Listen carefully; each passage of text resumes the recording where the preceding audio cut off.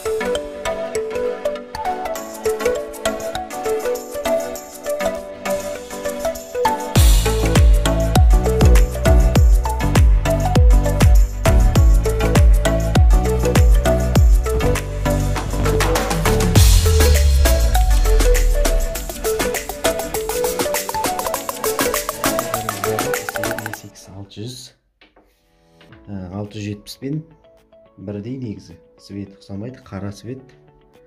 Сосын кнопкалар барлығы бірдей, тек қана айырмашылық дисплей ұқсамайды. Тап ресет қосылған, памяті 100 мегабайт, жаңағы simple звук, сырттан енгізілетін звуктардың, дыбыстардың енгізетін сыйымдылығы үлкен 670-пен салыстырған. Сосын микрофон салынады артына. Келесі бөлімінде міндетті түрде ішкерлей осы PSR E8600 моделін сіздерге таныстыратын болады. Ал барша достар, бүгін сіздерге PSR E86 жаңадан біздің Қазақстанға келді. Сіздерге жаңа бейнесін көрсетуге тырыстым әрине. Сосын екінші бөлімінде PSR E86 модельдерін және соның ішінде E8600 моделінің функцияларын ішкерлей сіздерге таныстыруға тырысамын.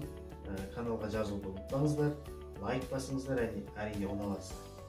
Сосын пікір қалдыруды ұмытпаңыздар, достарыңызбен бөлісіңіздер. Осы Yamaha саланы, қазақша Yamaha, яғни біздің қазақстандықтардың осы саладағы біздің өнерді дамытуға баршамыз үлес қосайық. Рахмет ағай, сіздермен бірге болған Ершат Болатұлы.